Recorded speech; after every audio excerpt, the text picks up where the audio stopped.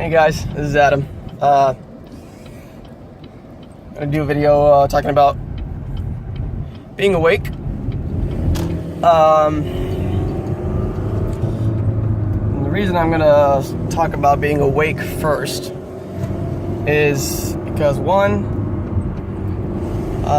you won't be able to really fully understand what's going on the planet now and the way human society is functioning without being awake spiritually, and for the other reason being that a lot of people really can't handle some of the information of what's really occurring now in the past. It's a heavy load of information to take on. So being spiritually awake prepares you a little better for that understanding. So let's start first by analyzing the term enlightenment. Just to break down the etymology of the word, I have enlightenment, enter, to enter something. Light, obviously everyone knows what light is, and then mente is mind. Enlightenment, enter light into the mind. Light, for anyone that's done any research on the mysteries and the mystery religions, is of course a representation of intelligence or intellect, knowledge. So,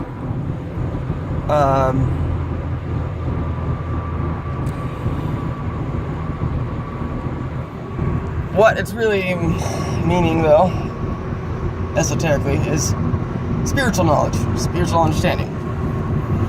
So, to be awake to spiritual understanding is to be enlightened. Now, the bottom line is, just to fucking lay it out there, you are everything. You are existence, you are Alpha and Omega. There is only one entity that exists, and it's you, and it has many different forms and different functions, different representations, different expressions or manifestations of itself, and the plants, animals, trees, minerals, crystals, whatever's alive is part of this entity. There's only one spirit, there's only one soul, and I may appear, or I may present myself as Adam Bailey, and people may refer to me as that and have ideas in their head about who that person is, but it doesn't exist anywhere outside their head and or mine. Not a real person. It's not who I am. It's not who you are. You are not your name and person. That's not who you are.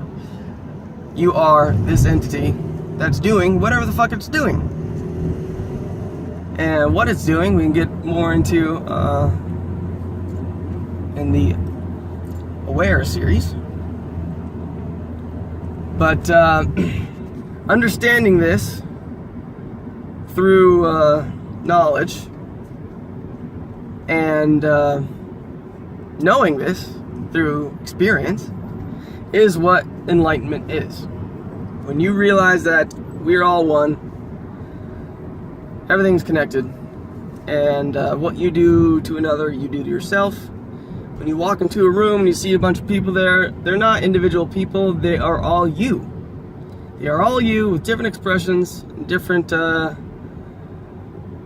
behaviors, and different ways of handling themselves. And it's just a beautiful symphony of different energies and emotions and personalities and expressions of your one eternal soul. Again, I am not saying that you, so-and-so, whoever, whatever your name is God. That's not true. That's not what I'm saying. I'm not saying Adam Bailey is God. That's not a real person. It's not a real thing. Adam Bailey can't be God, because Adam Bailey is not real.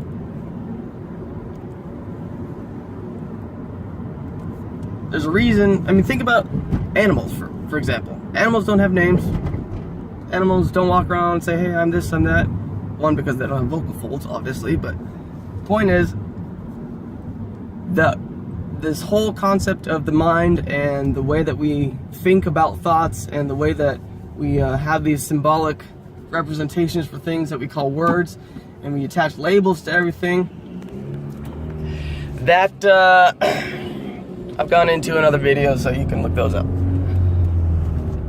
So, understanding that you are God, if you want to use that term, not in a politically kingly sense, but in the sense of being that deep down, basic, whatever there is. To quote Alan Watts, everybody is that.